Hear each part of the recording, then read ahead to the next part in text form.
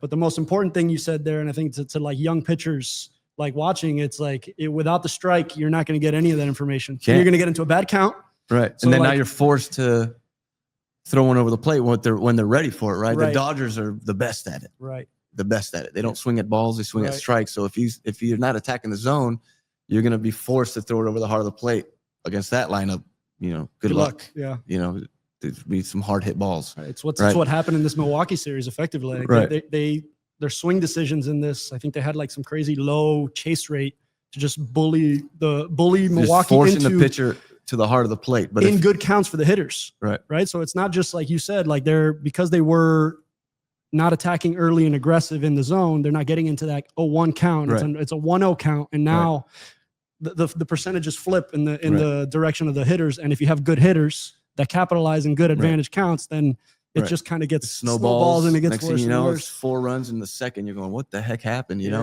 So that's and that's a challenge, right? Like you're facing the Dodgers. You're looking at that. You're doing your scouting report, and you're going, fuck. These guys are gonna go. You have to really be stubborn. Like I have to challenge these guys. I cannot mess around and get them to chase early because they just won't.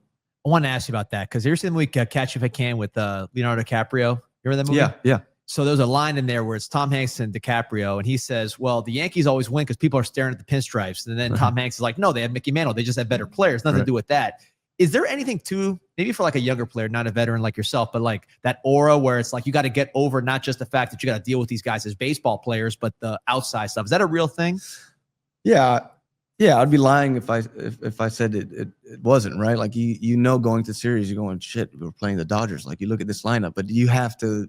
That's the mind, working against you, right? That you don't pay any attention. You work at not paying attention to that and going back to like I gotta be aggressive. I gotta challenge him, and that's true for hitters too, right? They're going up.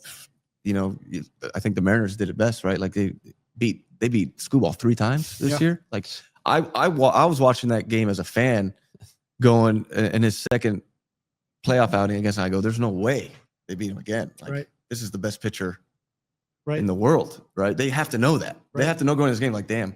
Like subconsciously, they have to be like, fuck, what are the chances we beat this guy? Like that little voice in your head going, damn, we got him again.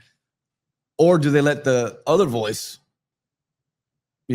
win over their minds and be like, no, we can freaking do it. Like we can win this. Like we let's stay to who we are. Let's play our game. Let's grind them out.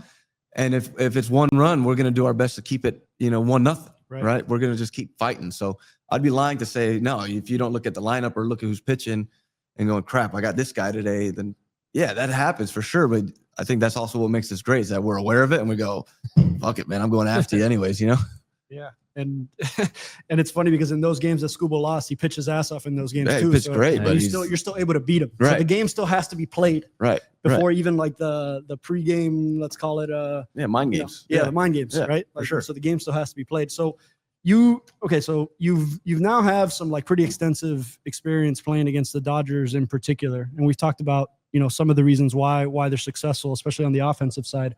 From what you've seen on the pitching side has made them successful in this postseason run? So like, we can get into the individual starters like we talked about with Snell. But what's your overall takeaway from what you saw from them on the pitching side? Yeah, well, obviously you look at the lineup and that's a very strong lineup, regardless of who's hot and cold. Yeah. All 9 of them, even 10, some of the guys coming off the bench, for sure, can ignite like instantly, right? They have that ability, the guys on that roster.